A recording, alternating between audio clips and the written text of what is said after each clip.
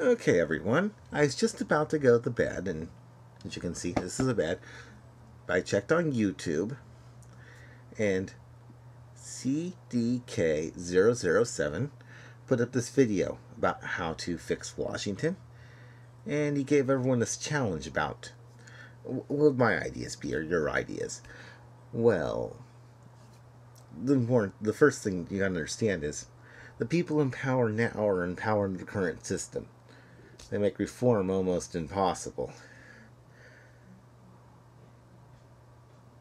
But, well, that said, if we could somehow force reform, like march on Washington with a whole bunch of guns and threaten to, shoot them all, or if necessary, even shoot them all and set up a new government or something, in some sort of an idealized world, which isn't this world, but if we could do reforms, well, these are my ideas.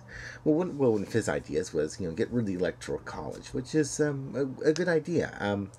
That was, it was an unfortunate compromise between the great big states and the little states. I mean, at the time, everyone realized that, let's suppose that there are two candidates and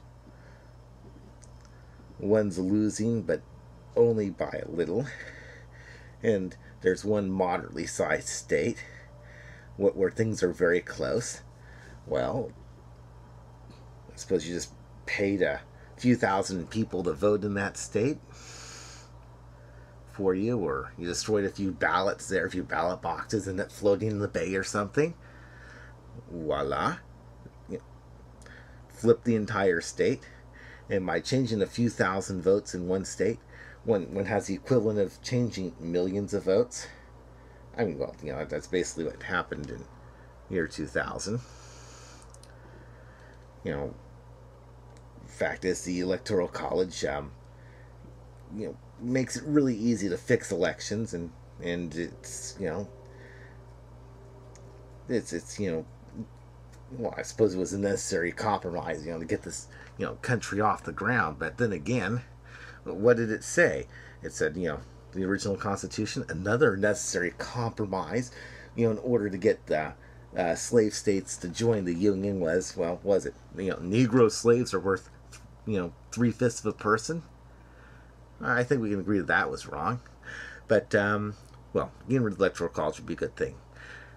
Well, another idea he had, which is a good idea, is instant runoffs. Well, I have a similar idea. Well, it's actually not my idea. It's like, people who've been trying to reform things have been thinking a lot longer than CDK007 or I have, and basically there's nothing new under the sun. But the idea I like, would be fractional voting, where your first choice candidate gets a full vote, your second one gets like a half vote, and a third vote, and you're allowed to have cast negative votes for the candidates you don't like, and then it just becomes simple arithmetic. That's what I like. Now for a few things that CDYK hasn't covered. Well, for the House of Representatives, things are based on a population. Well, I think it should be based on voter turnout. Now, representatives. This goes into a problem of gerrymandering. Well, have to draw those boundaries sometimes, but I figured that we should use, the area covered by postal codes, and it should be all or nothing, and we should have contests to generate the based on on last turnout from the last election, based on for the next one, based on will be the fairest way to split things up, things like least length boundary, ignoring that things are fractal, imagining that it's a series of straight line segments, and that the edges of postal codes are polygons, and fairness of population, that sort of thing. have a great big, and rather than having it all be done behind closed doors and drawers, not drawers. Yeah, okay, yeah, let's go put it in the sock drawer. No, closed doors and having all these crazy boundaries that get drawn up, and that'd be another thing. And also, well, this is going to be a little bit controversial because it kind of goes into the First Amendment.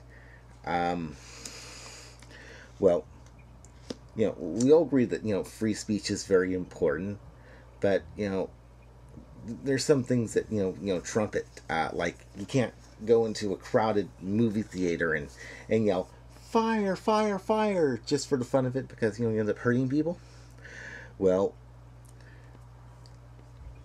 voting, democracy is so important in having an informed electorate so they'll know how to vote properly. It's 8 hours. Oh, sorry, that's just my computer telling me that it's 8 hours GMT. It's so important that this is what I believe we should do. I believe that we should have equal time for all candidates who get enough have enough names to end up on the ballot, for television and radio and newspapers, because frankly it's just democracy is just so important that even though it's a slight imposition on the First Amendment, I believe that it would be worth it. Oh, and here's another thing. Okay, electronic voting. I believe that we should have a voter verifiable paper trail. I went over about the electoral college. You end up with things like 2000, where frankly, George Bush, along with his brother and Catherine Harris, helped fix the election. Which by the way, I'm not singling out the Republicans because Joseph Kennedy did the same thing for his son in 1960. That's just an example. But going into 2004, he didn't even bother because he had this buddy Walden Odell, and what did Walden Odell do? It's like, don't worry, George, I'll deliver all the electoral votes you want. And what did he do? He had default voting systems, right?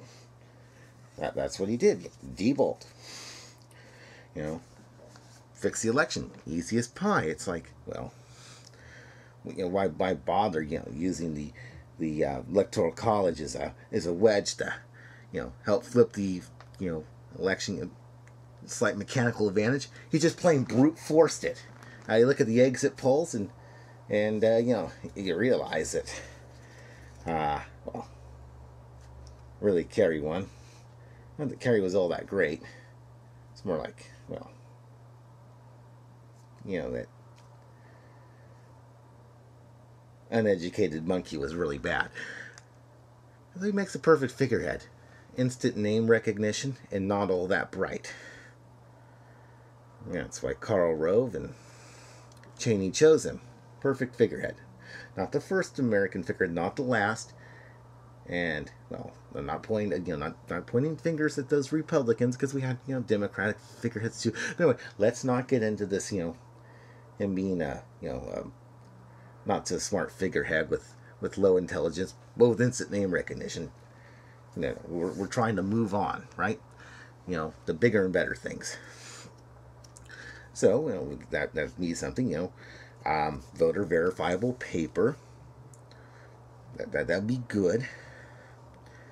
And indeed, if you have both computer records and voter verifiable records, and they don't match, you'll know for a fact that someone's been trying to tamper with the election, and evidently they managed not to destroy the same number of computer records as paper records, or create the same number of computer records as paper records. And it's like, there'd be a check against each other.